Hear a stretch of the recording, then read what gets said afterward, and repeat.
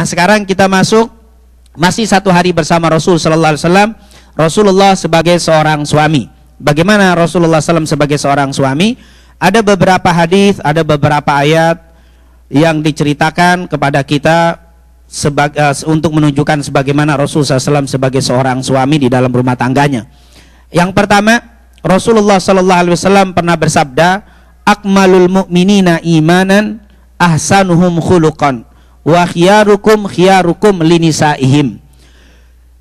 Katanya akmalul mu'minina imanan, mukmin yang paling sempurna imannya, ahsanuhum khuluqan, yang paling baik sempurna akhlaknya.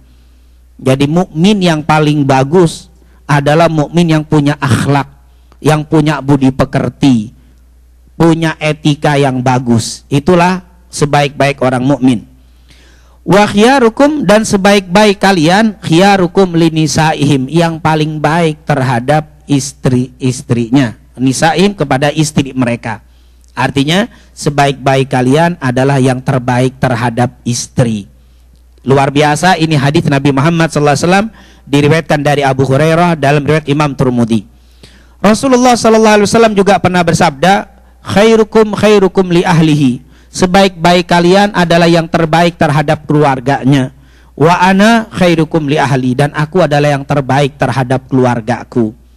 Jadi ini kata para ulama menunjukkan orang yang terbaik adalah orang yang terbaik terhadap keluarganya. Maaf, jangan pernah jadi orang dermawan di luar sebelum menjadi dermawan di rumah sendiri. Di luar kita sedekah, tapi di rumah tangga pelitnya, Masya Allah. Belanja bonnya harus ada terus. Sedikit ada bon, kwitansi diaudit kenceng. Tapi di luar sedekahnya Masya Allah. Ini jangan, karena nanti kita akan tahu sebaik-baik sedekah adalah keluarga dulu. Jangan sampai di luar Masya Allah sedikit-dikit musyawarah, ada masalah yuk kita selesaikan, tapi di rumah tangga doktrin otoriter, pokoknya wah ini.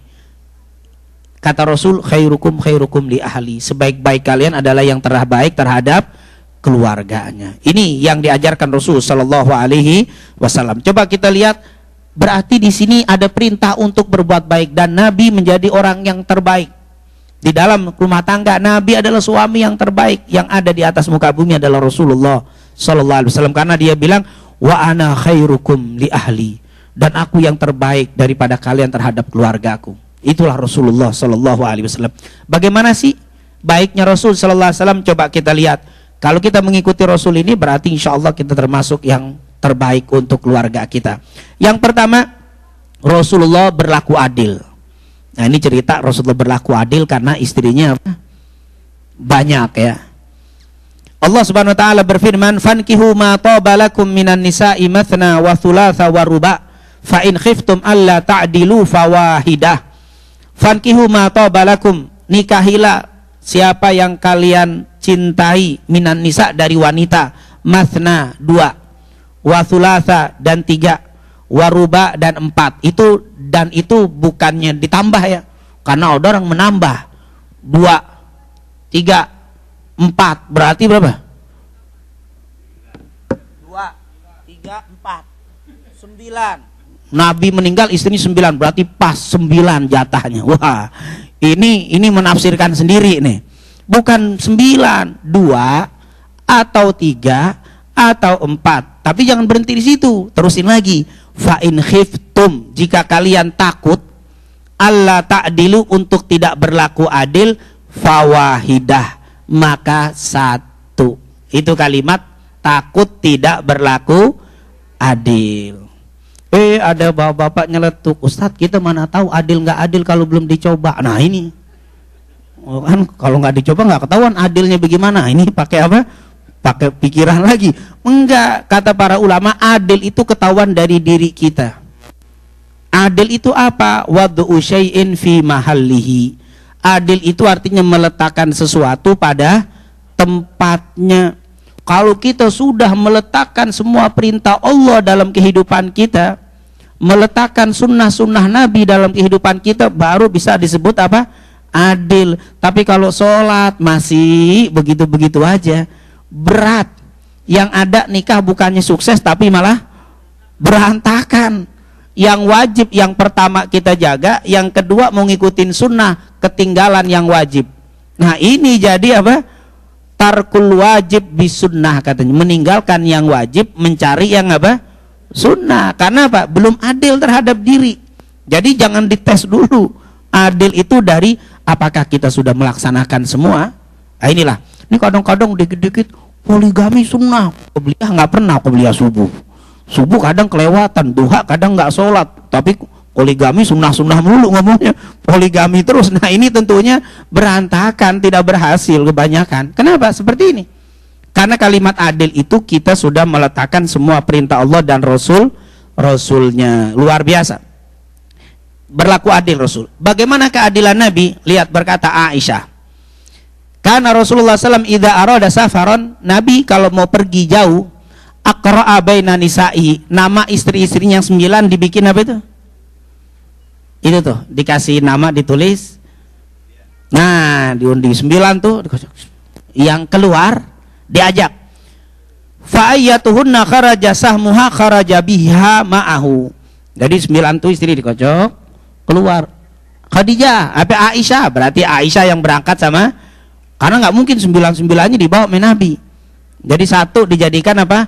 Untuk apa? Ya untuk ngurusin Nabi kalau lagi perang. Diajak kalau lagi perang, tapi untuk ngurus makan, persiapan Rasul, dan karena Rasulullah panglima, yaitu presiden waktu itu. Nah, akroa.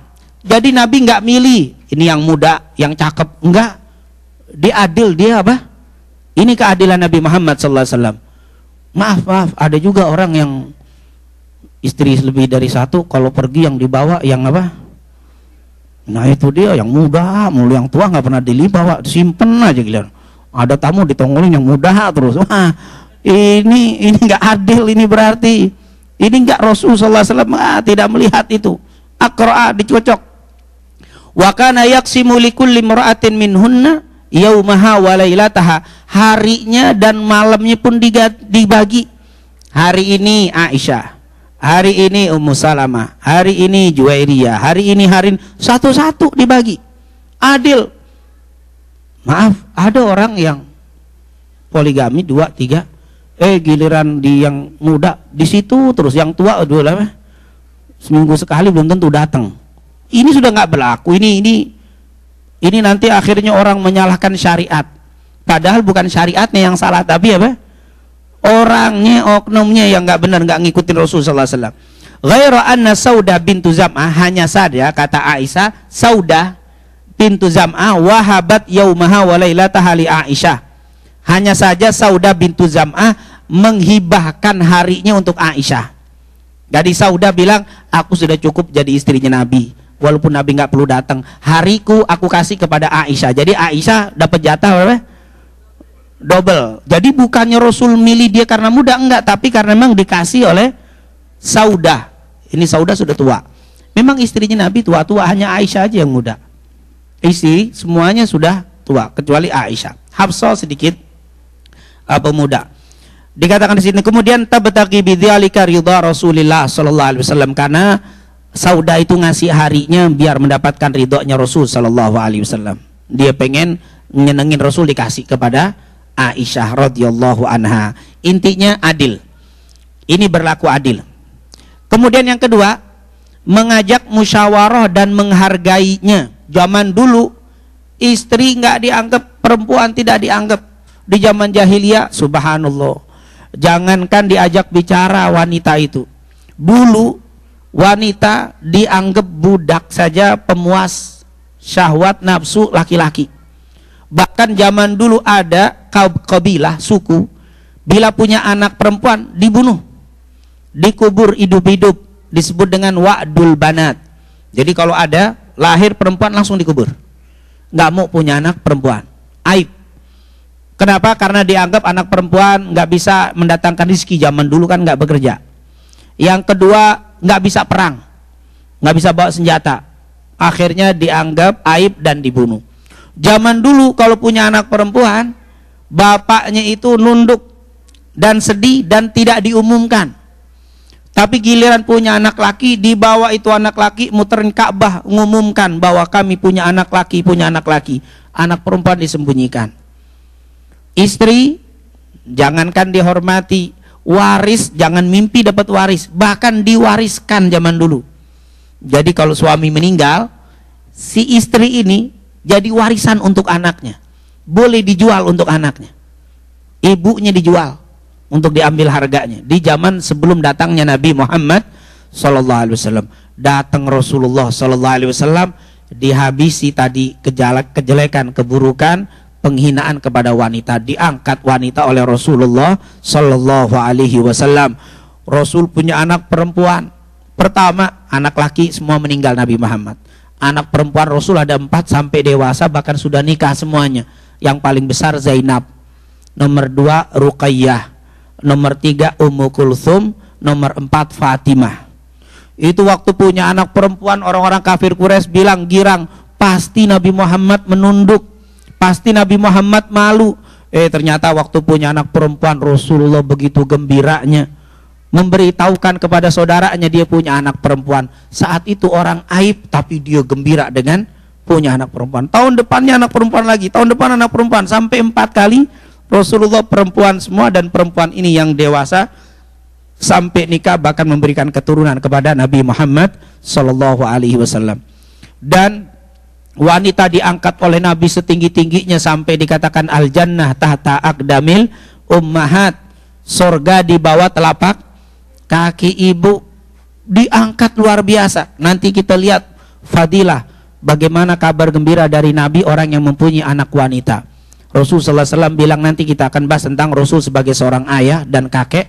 Kata Rasul, tidak ada seorang bapak ibu mempunyai 2 anak perempuan diurus dengan rapi, kecuali anak perempuan itu akan menjadi penghalang dari murkanya Allah, dan pasti anak perempuan tadi menjadi jembatan menuju surganya Allah subhanahu wa ta'ala. Zaman dulu aib, dikasih kabar gembira, sehingga sahabat-sahabat waktu itu akhirnya berharap punya anak perempuan.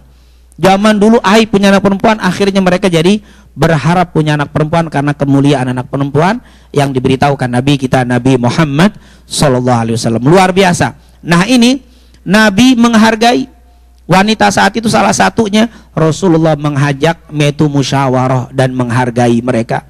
Zaman dulu perempuan tidak diajak bicara, tapi setelah datang Nabi sebagai seorang suami dicontohkan, hargai mereka. Kenapa? Karena Allah Subhanahu wa taala berfirman, walahunna mithlul ladzi alaihinna bil ma'ruf walirrijali alaihinna darajah wallahu azizun hakim.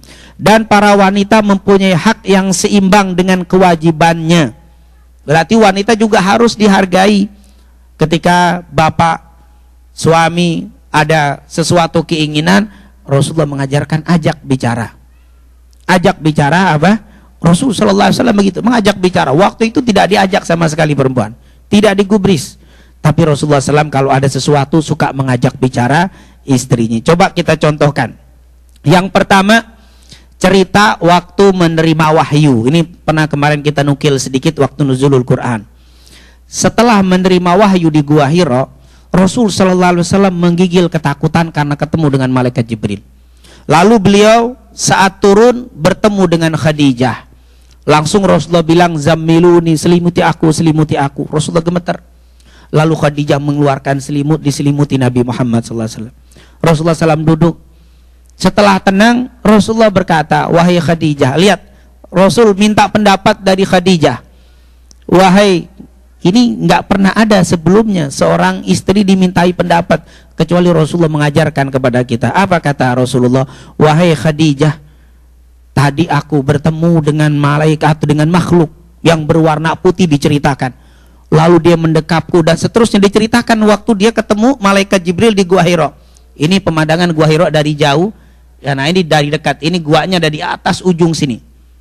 Ini lubang ini, gua ini adanya di atas ujung sini. Nah ini diceritakan kepada Khadijah. Apa kata Khadijah? Kalla, kata Rasul, aku khawatir ini makhluk yang membahayakan. Aku khawatir ini makhluk menandakan buruk untuk saya. Apa jawab Khadijah? Lihat. Kalla, sekali-kali tidak. Itu kata-kata kalla. Kata Khadijah, kalla, tidak mungkin wahai Nabi. Kenapa? Absyir, ini kabar gembira. fa wallahi la yughzikallahu abada, demi Allah. Ini kalau bahasa kita demi Tuhan, karena Nabi belum jadi Nabi, Khadijah belum tahu. Demi Tuhan, tidak akan pernah Tuhan mengecewakan kamu.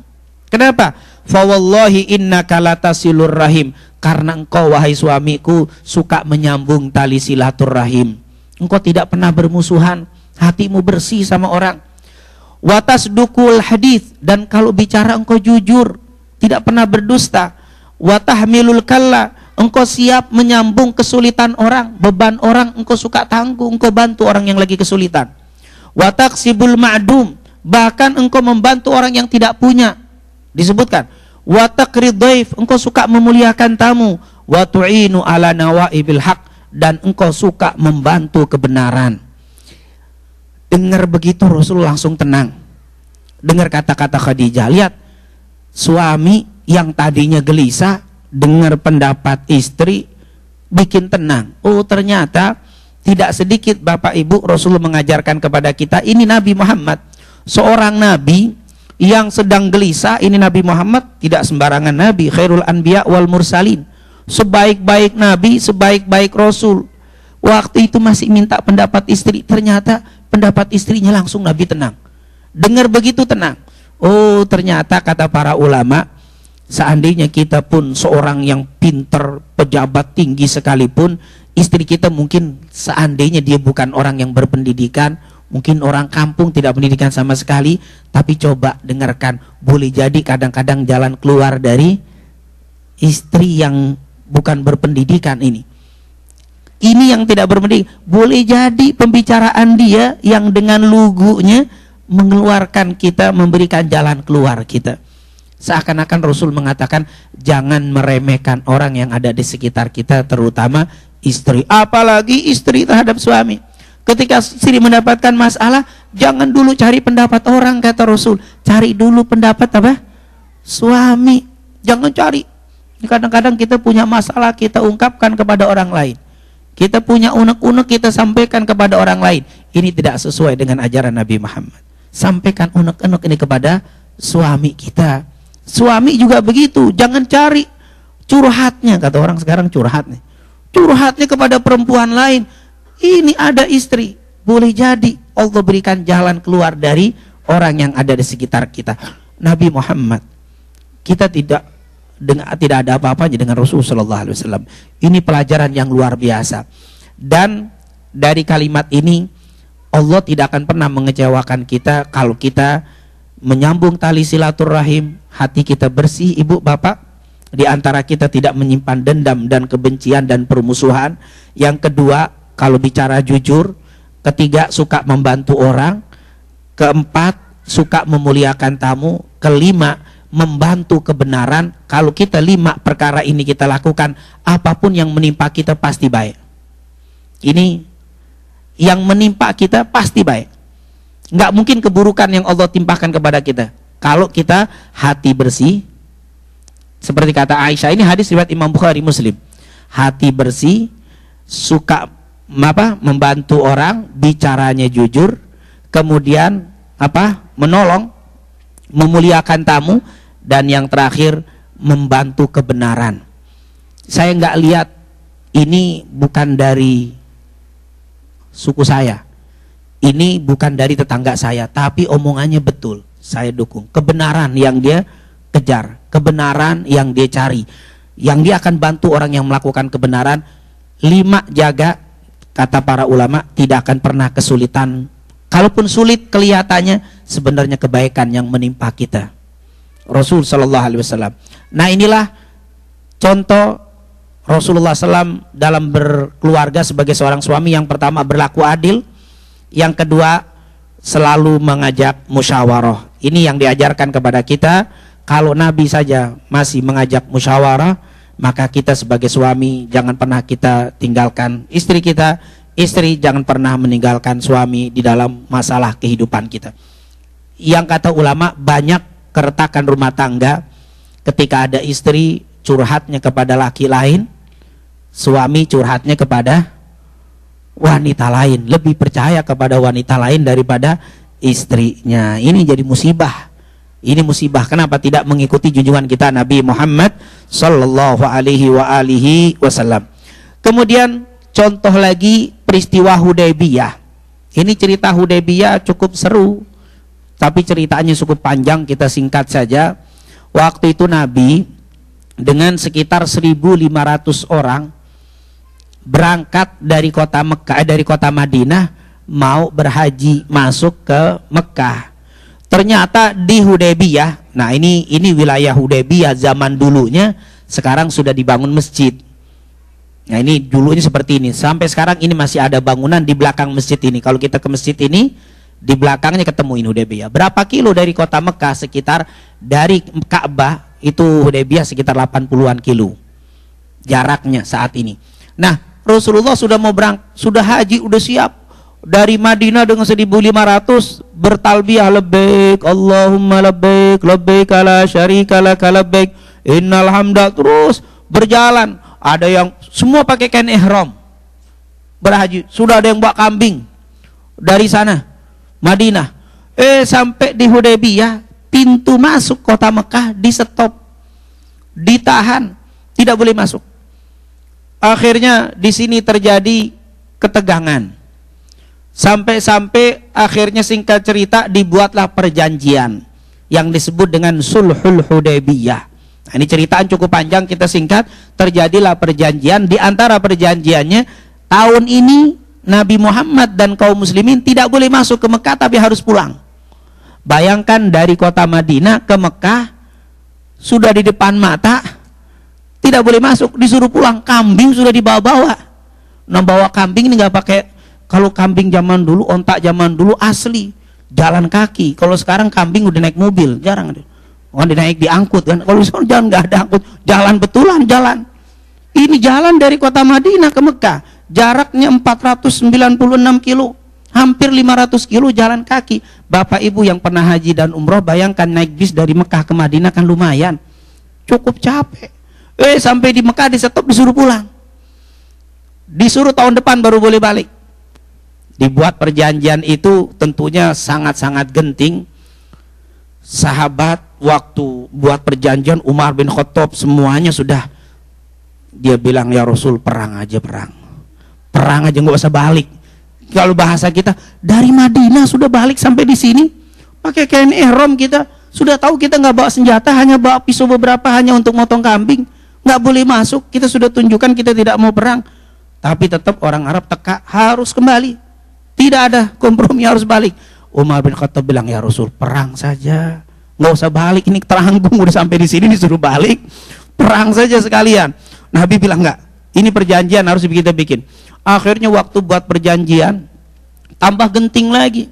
Surat perjanjian, Nabi kan ummi, Nabi Muhammad itu tidak bisa baca, tidak bisa tulis. Ali bin Abi Thalib jadi juru tulisnya, Nabi yang mengimlakan, Nabi yang membacakan. Tulis saya Ali, Bismillahirrahmanirrahim. Baru saya Ali nulis Bismillahirrahmanirrahim, orang Arab bilang, bekafir, tunggu, jangan ditulis Bismillahirrahmanirrahim. Kami kalau percaya dengan Ar-Rahman Ar-Rahim, tidak mungkin kami halangi kalian masuk ke Mekah. Kami tidak percaya dengan Ar-Rahman Ar-Rahim. Terus tulis Bismillahirabbil Ka'bah. Kata Rasul, Ali, tulis Bismillahirabbil Ka'bah. Orang sahabat tambah lagi, ini keterlaluan, ini udah ngajakin perang ini. Bismillah disuruh tulis, dihapus. Sayyidina Ali hapus, ditulis Bismillahirabbil Ka'bah. Dia percaya dengan Rabbul Ka'bah, pemelihara Ka'bah itu. Nabi Muhammad bilang lagi sama Sayyidina Ali, tulis saya Ali, min Muhammad Rasulillah. Dengar begitu, stop lagi orang Arab. Tunggu. Muhammad Rasulullah. Kalau kami percaya engkau Rasul, tidak mungkin kami kasih mas, engkau halangi apa? Kami halangi engkau masuk ke Maka kami nggak percaya engkau Rasul. Ya Allah. Terus tulis min Muhammad bin Abdullah, nggak usah pakai Rasul. Waduh, Sayyidina Ali taruh pulpen. Nggak, kalau begitu perang aja. Pakai Rasul nggak mau. Kata Rasul, hapus. Kata Sayyidina Ali, nggak ya Rasul. Saya kalau sudah menulis nama Rasulullah, saya tidak akan pernah hapus namanya.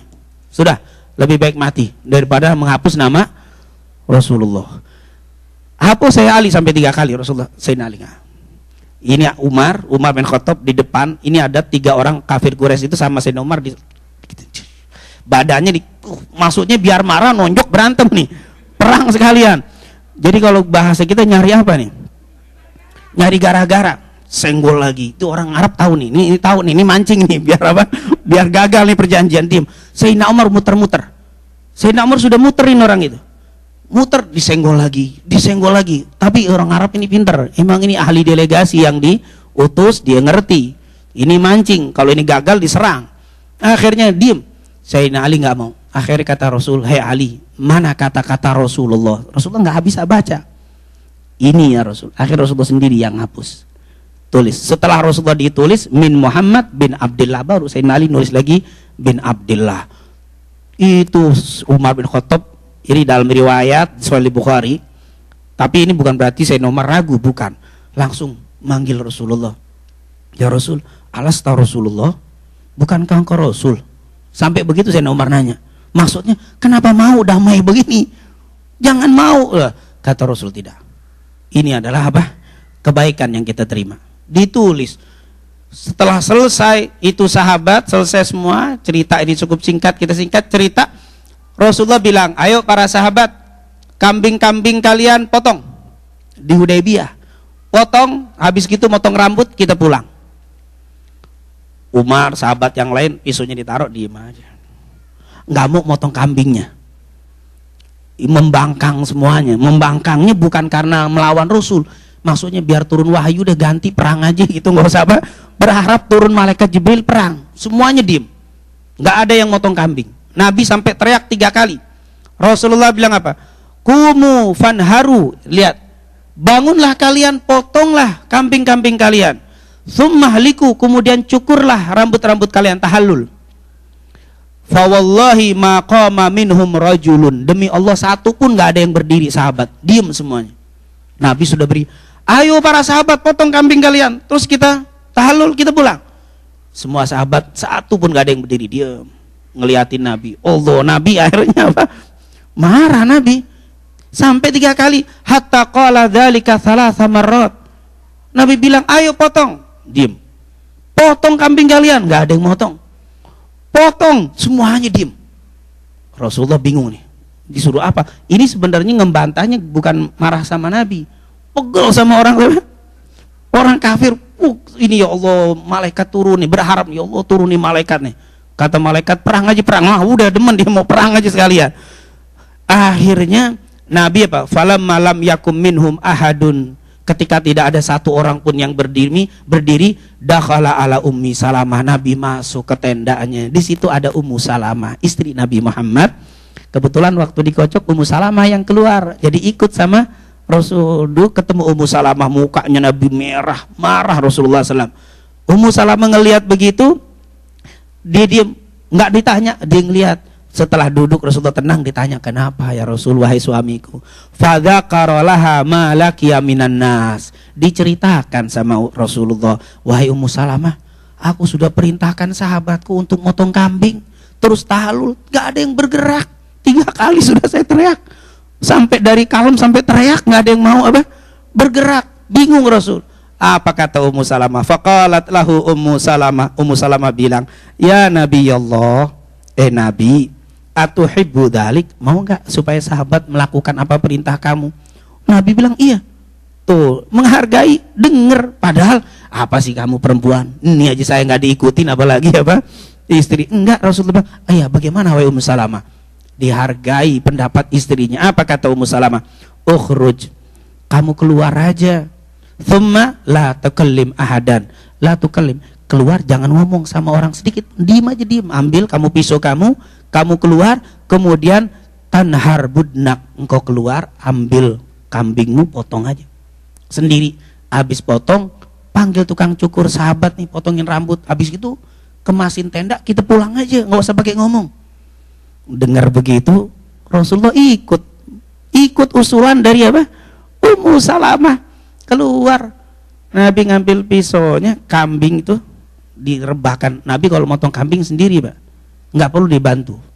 Nabi pinter motong kambing satu. Kita motong kambing satu, 5 orang teriak-teriak lagi. Allahu Akbar, rame satu kambing. Rasul satu. Ternyata kata para ulama, kambing kalau dipotong sama Nabi diem, nggak banyak berontak. Dia tahu yang motong Nabi, takut dosa dia berontaknya. Diem, subhanallah. Bukan yang ridho itu bukan yang membunuh, bukan yang motong, yang dibunuh. Kambing itu ridho kalau yang motong Nabi Muhammad. Jadi kalau dipotong sama Rasul diem. Oleh karena itu kata ulama, nanti kalau kita berkorban, itu dianjurkan yang motong itu orang muslim, yang sholat, yang rajin. Kalau ada tukang potong satu rajin sholat, satu enggak, ambil yang rajin sholat. Karena semakin banyak ibadah, berontaknya sedikit. Kalau yang berontak banyak tuh gara-gara nggak sholat, potong kambing. Oh, makanya kalau kita lihat hari Idul Adha sampai ada yang kabur sapi, lari yang motong nggak sholat, kabur. Makanya salah satu nanti di dalam kita belajar Idul Adha, salah satu syarat dabih yang menyembelih itu orang yang bertakwa. Ternyata dia lebih adem, dia tahu binatang ini beriman. Semua binatang itu beriman. Yang nggak beriman itu kata Rasul sebagian manusia, sebagian jin yang nggak beriman. Tapi kalau binatang semuanya beriman. Dipotong dengan santainya Rasul dipotong. Habis dipotong sampai sahabat diambil satu, dicukur Nabi. Setelah dicukur Nabi ngerembereskan apa? Tendanya, naik kuntanya, jalan sama Ummu Salamah. Sahabat ngeliat begitu bingung, langsung dia potong apa? Kambingnya. Keadaan yabtatilun, hampir saja mereka saling bunuh. Maksudnya saking gerubak-gerubuk apa? Motong kambing masing-masing, habis gitu nyukur, kabur semua ikut Nabi Muhammad SAW. Akhirnya pulang, lega akhirnya mereka, selamat berkat usulan istri Nabi kita Nabi Muhammad, Ummu Salamah. Rasul menghargai dan tidak menyepelekan pendapat usulan dari istrinya. Subhanallah. Inilah yang diajarkan Nabi Muhammad sallallahu alaihi wasallam. Dan yang terakhir sebagai penutup, Rasul sallallahu alaihi wasallam ketika mau meninggal dunia, istrinya kan banyak, dia sakit. Rasulullah itu sebelum meninggal sakit sempat 21 hari, sakit panas. Sakitnya Rasul pertama kali dari pusing. Rasulullah pusing. Setelah sakit pusing berat, Rasulullah minta sama istri-istri dikumpulin. Wah istriku, biasanya kan satu hari di rumah fulan, di rumah fulan. Saya minta selama sakit saya minta untuk apa? Di rumah Aisyah sakit saya. Enggak, biasanya kan saya bergilir karena saya sakit. Tolong boleh nggak izin di rumah Aisyah? Minta izin. Padahal dia mampu sekali untuk saya maunya di sini apa? Nggak ada. Tapi dia bilang, saya minta izin, boleh nggak saya selama sakit tinggal di rumah Aisyah? Dan betul, sejak sakit 21 hari Rasulullah tinggal di rumah Aisyah sampai akhirnya meninggal pun di kamar Aisyah. Karena meninggalnya di kamar Aisyah, dikuburlah Rasulullah di kamar Aisyah. Ini rumahnya Rasul sallallahu alaihi wasallam yang saat itu kamarnya Aisyah, lebarnya ini 4,5 meter, luasnya ini apa? 3 meter. Ini rumahnya Nabi. Rumah. Jadi kalau kita masuk ada ruang sedikit, terus ada tempat tidurnya Rasul sallallahu alaihi wasallam. Yang sekarang dijadikan ini tempat kuburnya Rasul sallallahu alaihi wasallam sampai sekarang. Itu dulu meninggalnya di kamarnya Aisyah radhiyallahu anha. Karena meninggalnya di kamar Aisyah, dikuburnya di kamar Aisyah. Karena Nabi berbeda dengan kita. Nabi kalau meninggal harus dikubur di mana dia meninggal. Karena dia meninggalnya di atas kasur Aisyah, kasurnya dipinggirkan. Kemudian dilobangi, dikubur, tidak boleh dipindah.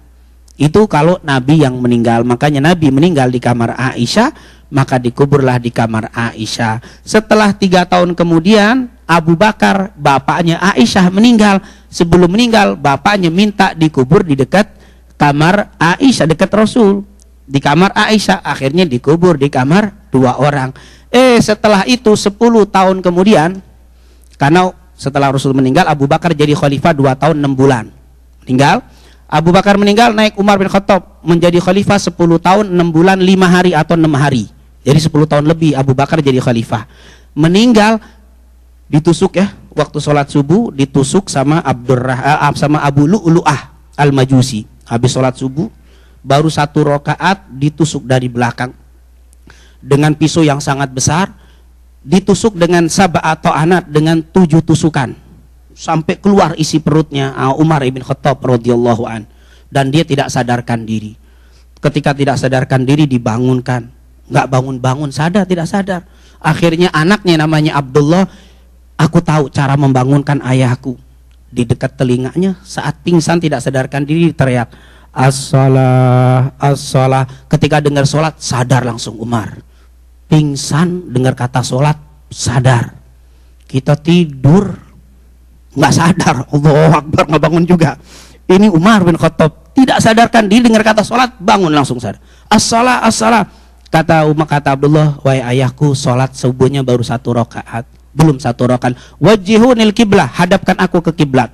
Dihadapkan ke kiblat, diteruskan lagi dalam keadaan apa? Isi perutnya sudah keluar semuanya, tapi Umar meneruskan lagi sampai detik akhir hayatnya, nggak pernah meninggalkan walaupun 1 rakaat. Dalam keadaan terburai isi perutnya, sholat 1 sholat. Setelah itu kata Umar, aku haus, minum susu, dikasih susu, keluar lagi. Keluar, minum, semua keluar. Kata Umar bin Khattab, qatalun, mati, aku sudah meninggal. Siapa yang membunuh aku? Siapa yang nusuk aku? Abu Lulu'ah. Abu Lulu'ah ini setelah menusuk Umar bin Khattab, diserang sama sahabat, 6 sahabat dibunuh, yang lainnya 12 luka, dia akhirnya bunuh diri sendiri. Akhirnya Abu Lulu'ah mati juga. Siapa yang membunuh aku? Abu Lulu'ah. Apa kata Umar? Alhamdulillah, matiku bukan di tangan orang Islam. Karena aku tidak mau nanti di hadapan Allah ada urusan dengan orang. Aku nggak mau musuhan sama orang Islam. Alhamdulillah yang bunuh saya orang Majusi, penyembah api, meninggal. Sebelum meninggal, Umar bin Khattab bilang, wahai Abdullah, tolong izin nanti kepada Aisyah, kalau aku meninggal, boleh nggak diizinkan aku dikubur di mana? Di kamarnya Aisyah. Minta izin sama Aisyah karena ke kamarnya Aisyah. Kalau diizinkan, kuburkan aku di situ. Kalau tidak, biarkan aku dikubur di Baqi. Setelah Abdullah datang meninggal, Abdullah datang kepada Aisyah. Aisyah, boleh nggak dikubur di sini? Karena pengen dekat dengan Rasul, ingin dekat dengan Abu Bakar. Apa kata Aisyah? Wallahi, itu tempat tinggal 1 untuk saya sebenarnya. Tapi karena Umar minta, ya sudahlah, untuk apa? Sayyidina Umar. Dan akhirnya meninggal dan dikubur di kamar Aisyah. Sampai sekarang kalau kita berziarah ke sini, salamnya kepada Rasul, Abu Bakar dan Umar radhiyallahu anhuma karena dikuburnya di sini. Kata Aisyah, alhamdulillah dulu waktu sebelum ada Umar, saya kalau masuk ke kamar saya buka jilbab, bebas bajunya. Kenapa? Karena yang dikubur ini Rasul suamiku, yang di sebelahnya bapakku Abu Bakar. Tapi sejak ada Umar saya malu, saya tutup, saya masuk malu-malu, ngomongnya pelan karena ada siapa? Ada Umar di dalam kamarku, jadi aku tidak bebas lagi. Aisyah radhiyallahu anha, sama kuburan malu. Orang sekarang orang hidup nggak malu, mau kuburan awal tuh, apalagi sama kuburan. Kalau di Jakarta gitulah suka ada yang pacaran di kuburan. Astagfirullah, innalillahi wa inna ilaihi rajiun. Itulah kehidupan Rasulullah sallallahu alaihi wasallam. Rasulullah sangat-sangat luar biasa, minta izin sampai sakit, lebih banyak nginep di rumah istrinya, salah satu minta izin. Itu yang bisa kita sampaikan, dan insya Allah pada pertemuan akan datang masih berbicara tentang Rasul sebagai suami, dan kita lanjutkan nanti Rasul sebagai seorang bapak dan kakek. Semoga apa yang kita pelajari ini mendapatkan keberkahan dan keridhaan dari Allah Subhanahu wa taala, dan semoga kita semuanya dijadikan keluarga sebagai keluarga yang sakinah mawaddah warahmah. Amin amin ya rabbal alamin. Dan sebagai penutup, mungkin ada selentingan pertanyaan. Boleh nggak Ustadz, ini kita nggak buka tanya jawab ya, karena waktu sudah habis, tapi ini hanya selentingan saja. Boleh nggak Ustadz, seorang istri yang sudah 1 tahun dicerai kemudian balik lagi dengan suami yang menceraikan pertama tadi, boleh apa tidak?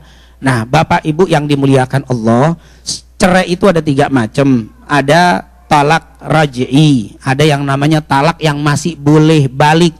Talak pertama, talak kedua. Nah, kalau talak pertama, talak kedua, sebenarnya saya talak istri kita, kamu saya talak, jatuh talak, itu jatuh talak. Nanti kalau dia balik, cukup rujuk itu bisa ngomong, Bu, saya bayannya, itu udah rujuk. Ngomong, Bu, saya mau rujuk. Atau itu namanya rujuk sorry, artinya merujuk dengan jelas. Ada yang merujuk nggak jelas, suami malu, tiba-tiba berhubungan suami istri, jatuh, otomatis rujuk itu namanya. Dan itu kalau kejadian cerai baru 3 bulan, belum sampai 3 bulan, kan masa iddah ya. Kalau yang sudah menopause itu 3 bulan. Kalau yang masih ada haid 3 kali suci. Kalau yang hamil sampai melahirkan itu iddah. Kalau meninggal itu 4 bulan 10 hari, itu masa iddah. Nah ini cerita misalkan orang ini masih suci 3 bulan, baru dicerai 2 minggu, sebulan kemudian mau balikan, sudah balik saja. Cukup ngomong, Bu saya rujuk. Kata istrinya saya nggak mau, tetap aja jatuh rujuk. Rujuk itu walaupun nggak mau tetap jatuh, seperti cerai, nggak mau dicerai tetap jatuh cerai. Atau dia nggak bicara tapi langsung apa? Berhubungan, jatuh sudah. Nggak pakai itu sudah suami istri lagi. Itu tapi sudah jatuh 1, 10 tahun kejadian lagi cerai, jatuh kedua. 10 tahun lagi jatuh, nah baru ketiga. Jadi kalau pertama, kedua cukup. Tapi kalau dicerai sekarang, 1 saya cerai, setahun nggak balik-balik, kan lewat dari 3 bulan. Sudah setahun mau balik, tapi tetap saya talak cuma 1, saya nggak tolak cuma sekali. Maka ini bisa balik, tapi dengan cara ijab qabul kembali. Ijab qabul kembali karena sudah lewat dari apa? 3 bulan. Tapi kalau cerainya sudah ketiga, saya cerai sebulan balik, cerai lagi sebulan balik, cerai lagi, mau balik nggak bisa, harus nikah dulu sama orang lain, dan nikahnya nggak boleh direncanakan dan harus berhubungan. Nggak boleh itu ada yang sedekah, saya sedekah deh sama kamu, saya cerai nikah 2 hari nanti saya ceraiin biar kamu bisa balik lagi sama siapa. Berarti kan sedekah. Nggak boleh ini. La'anallahu al-muhallil wal muhallalah. Allah melaknat orang yang dihalalkan dan menghalalkan. Tuh, dilaknat si perempuan sama si laki. Jadi kalau sudah cerai 3, maka harus nikah. Tapi kalau baru 1, walaupun setahun, maka bisa apa? Balik selama si perempuan ini belum nikah lagi sama orang. Tapi kalau sudah dicerai, setahun kemudian si perempuan nikah, nah nggak bisa sudah. Ini berat. Nah ini kalau selama belum dia masih belum nikah, maka balik bisa, tapi tetap pakai harus ijab kembali, qabul kembali, ada saksi kembali seperti pernikahan pertama. Alhamdulillah, itulah berkaitan dengan pertanyaan tentang rujuk setelah 1 tahun. Syaratnya masih 1 talak. Tapi kalau sudah talak 3, tidak bisa kembali kecuali nikah lagi. Itulah mungkin yang bisa kita sampaikan, dan insya Allah kembali besok. Kalau belum jelas masalah talak ini, nanti besok kita masih bicara tentang keluarga dan kita akan bahas kembali. Sekali lagi semoga Allah Subhanahu wa taala menjadikan pertemuan ini pertemuan yang penuh rahmat dan berkah dari Allah Subhanahu wa taala, dan semoga anak-anak kita semua dijadikan anak-anak yang soleh dan solehah, istri kita dijadikan istri yang solehah, suami kita dijadikan suami yang soleh, dan orang-orang tua kita semuanya yang telah meninggal dunia dijadikan kuburnya raudhah min riyadil jannah, yang masih ada semoga diberikan sehat wal afiah, diberikan keistiqomahan oleh Allah Subhanahu wa taala. Amin amin ya rabbal alamin. Allahumma inna nas'aluka ilman nafi'an wa rizqan thayyiban wa amalan salihan maqbula. Rabbana atina fid dunya hasanah wa fil akhirati hasanah wa qina adzabannar. Rabbighfirli wa liwalidayya, rabbighfirli wa liwalidayya, rabbighfirli wa liwalidayya warhamhuma kama rabbayana shighara birahmatika ya arhamar rahimin. Wa sallallahu ala sayidina Muhammadin wa ala alihi wa sahbihi wasallam walhamdulillahi rabbil alamin. Subhanakallahumma wa bihamdika asyhadu an la ilaha illa anta astaghfiruka wa atubu ilaik. Lebih kurangnya wassalamualaikum warahmatullahi wabarakatuh.